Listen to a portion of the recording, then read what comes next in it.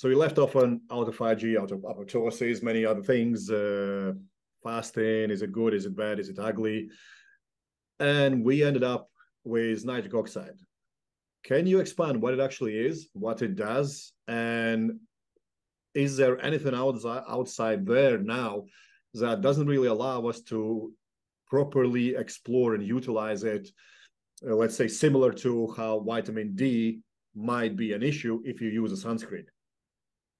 Correct. Yes. Yeah. Yeah. Absolutely. That's a good way to put it, right? Everybody knows that vitamin D is great for your immune system. Vitamin D is necessary for lots of other hormones because it's a pro hormone. But at the same time, there's things that we're doing in nature. We even elucidated a little bit of that on the nitric oxide pathway. If you put sunscreen on, you're going to eliminate the nitric oxide pathway and the vitamin D pathway. Sunscreen, a big no-no there. Now, let's talk about something that's been recently talked about, recently meaning in the last 6 years or so. And there's actually been a meta-analysis that has come out fairly recently, I think in 2019. No, it was published in 2020, but the analysis was done in 2019 of nitric oxide in cardiovascular disease, right? So I'm going to share my screen now. Let's see here.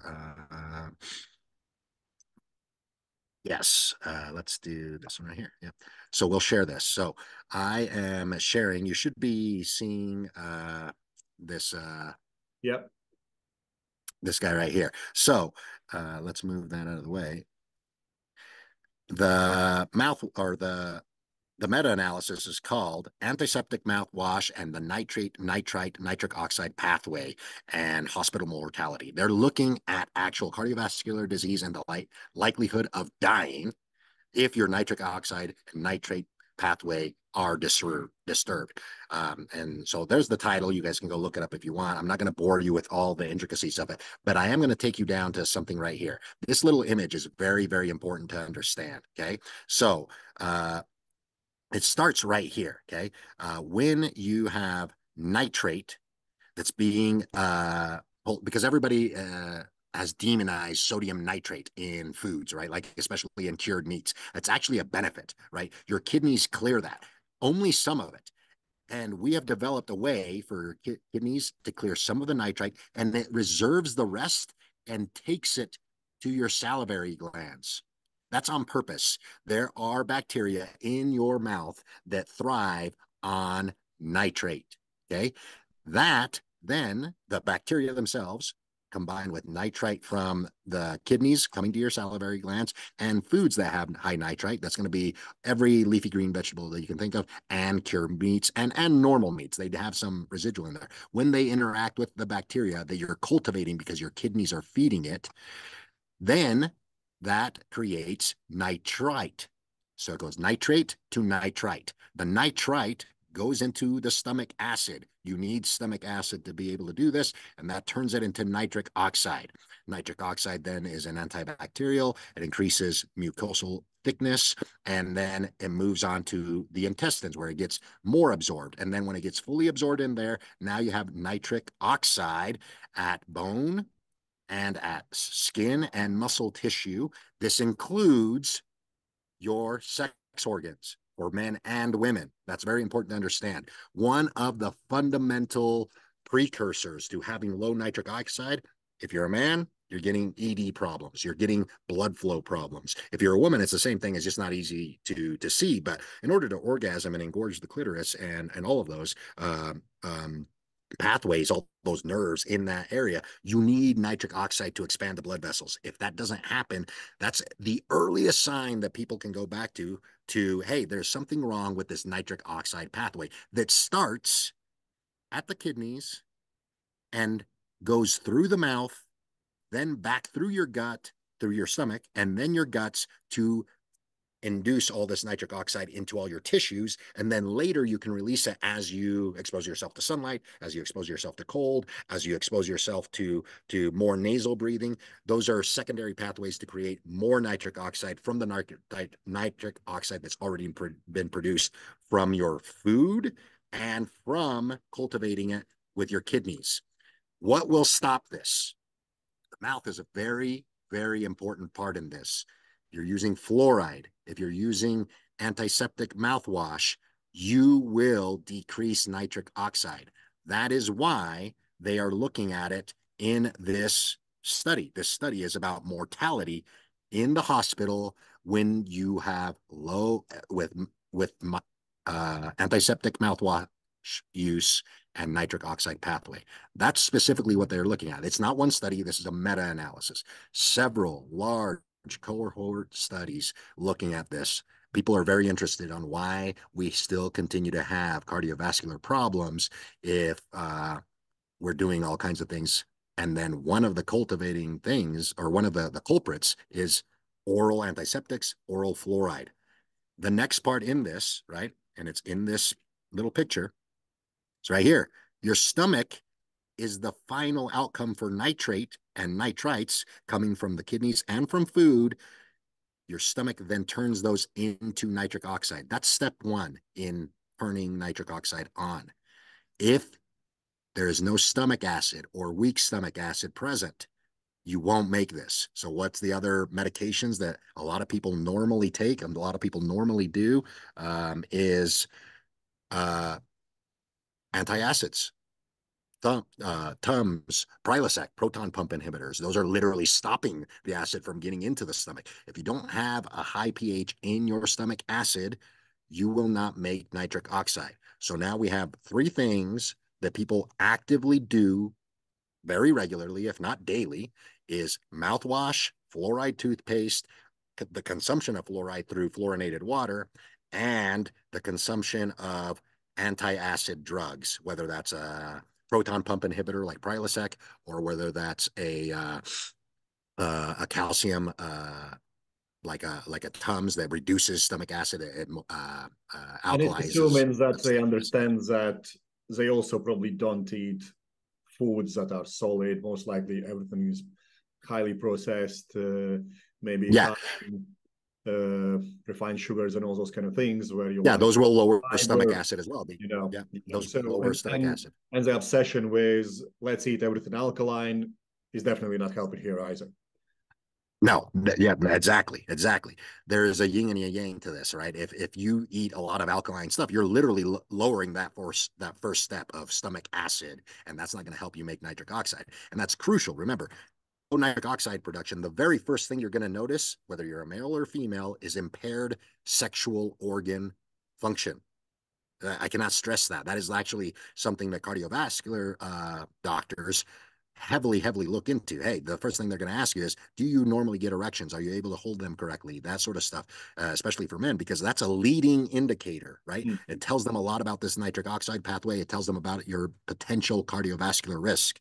Okay. Now let's look into all the different things that nitric oxide does, right? This just reinforces a little bit more on the things that we said last time, right? Cardiovascular system. It opens blood vessels. It helps with blood cell health. So the actual red blood cells themselves. It improves heart strength and nutrient exchange. In the peripheral nervous system, it improves the natural reset state or rest state. So it literally helps with parasympathetic tone versus sympathetic tone. So central nervous system, it helps with pain management. It helps with blood pressure. Okay. Sexual health. We just talked about that. It helps with immunity. So this is inflammation related, right? More nitric oxide, less inflammation, the better your immune system can respond to things. And this cell proliferation, that has to do with the talk that we talked about yesterday. Cellulation has to do with autophagy and apoptosis and how cells divide and all of that. So the cell proliferation is a topic. Each one of these is a topic all by itself. Yesterday, we covered the big bullet points of cell proliferation. So if we look at, let's see here. See if I can move this. If we look at this, so here it's a neurotransmitter. It even says it right here. It controls apoptosis, cell proliferation, angiogenesis, immune response. Now, I'm going to give you a little bit of information on why fluoride is the big thing, right? Because everybody's like, well, if I don't take fluoride, I'm going to get cavities. That's not true. The bacteria that are needed, because everybody kind of understands, right? Bacteria makes cavities, but there are two sets of bacteria, just like there's two sets of bacteria in your gut. There's good bacteria and bad bacteria, for lack of a better way to name them. Well, in your mouth, the antiseptic and fluoride kill indiscriminate bacteria. They kill all bacteria, irrelevant of whether they're good or bad for you, okay? And this is why bacteria use electron transport chain, just like your mitochondria. If you look at this picture right over here, you'll see this is fluoride, F for fluoride. And if you look over here, there's a scale of electronegativity. It is the most electronegative compound on the whole periodic table, okay? What does that have to do with anything? The next one is oxygen. Now, we use that in our mitochondria in order to do cellular respiration. What is nitric oxide? Nitric oxide combines with oxygen to do really wonderful things for muscle cells and things of that nature on the electron transport chain because it's very close electronegativity to oxygen. And the reason why it's very close is because the two compounds in nitric oxide are nitrogen and oxygen. So it's about 3.2 negativity, right? When you introduce fluoride into the mix, anywhere where oxygen and nitric oxide are supposed to bind gets blocked because fluoride is more electronegative than both of those combined. That is the big problem with fluoride. That's health step number one. Stop consuming fluoride in any way that you're doing it. Check if your water is fluorinated. Don't drink fluorinated water. If your toothpaste has fluoride in it, change it for something else. Stop using mouthwash that has fluoride in it, and really mouthwash in general, because that's going to kill all bacteria. Because if you have a high enough alcohol content, even if you go with an alcohol-only mouthwash, you're killing all the bacteria. You don't want to do that. You don't want to indiscriminately kill all the bacteria because, as we pointed out from the meta-analysis, there are bacteria in your mouth that are being fed from your kidneys the nitrate to turn it into nitric oxide and then follow that down into the stomach. That is why fluoride is so detrimental, because of this electronegativity, right? And here's just another view at the periodic table. And to go back to your nitric oxide topic as such, something that we always kind of highlight, check your daily habits.